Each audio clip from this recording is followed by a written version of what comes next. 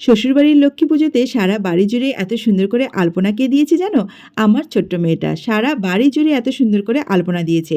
এখানে দেখো দিনের বেলায় এখন লক্ষ্মী পুজো জোগাড় করছে আমার শাশুড়ি মা, আর আমি রান্নাঘরে এখন ভোগ রান্না করছি। এক ওভেনে লুচি আর পাশের ওভেনে চলছে খিচুড়ি রান্নার কাজ। আর এই লুচিগুলোকে বেলে দিচ্ছে জানো, এই যে আমার কচি হাতে ছোট্ট মেয়েটা কিন্তু এত এত লুচি বেলে দিচ্ছে।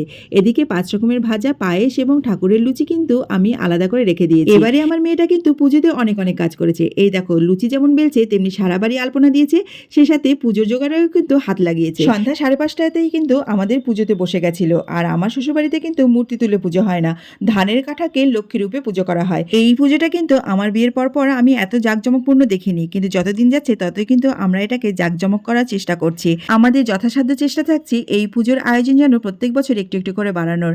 আজকে আমাদের পুজোতে কিন্তু আমার বড়মশাইয়ের কপালটা ছিল খুবই খারাপ। একটা কাজে গিয়ে এমন বাজেভাবে ফেসে গেছিল যে সারাদিন উপোস থাকা সত্ত্বেও সে কিন্তু পুজোতে উপস্থিত থাকতে পারেনি, এমনকি অঞ্জলিও দিতে পারেনি।